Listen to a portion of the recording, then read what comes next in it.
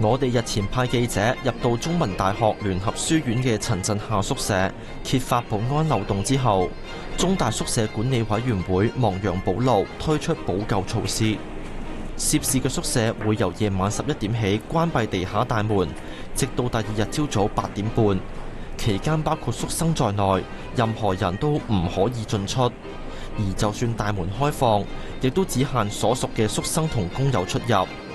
我覺得今次新聞報導做得好好啦，咁啊東方就非常之盡責嚇，咁就亦都做法方面好合情合理。咁事實上個效果嚟講亦都發揮咗一個第四權嘅作用之下呢，宿舍保安嗰邊嚟講呢就提高咗嚇。咁佢哋其實亦都係要應該咁樣做嘅，希望可以堵塞咗一定嘅漏洞啦。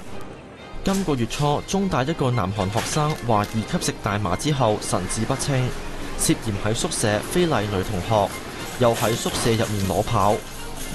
我哋記者跟進宿舍嘅保安問題，發現就算冇學生證同密碼等，都可以進入宿舍。又發現男女住宿可以經由後樓梯同電梯直達，女生樓層嘅廁所亦都冇上鎖。但係報道出街之後，我哋收過對報道不滿嘅電郵。中大聯合書院學生會亦都曾經發表聲明，對記者搜集新聞資料嘅手法表示震驚，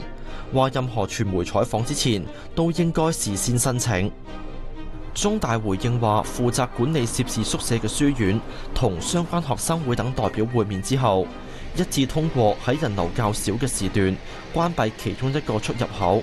宿生可以由另一個門口出入，但就冇回應其他宿舍會唔會採取同類嘅保安。ONTV 東網電視新聞台報道。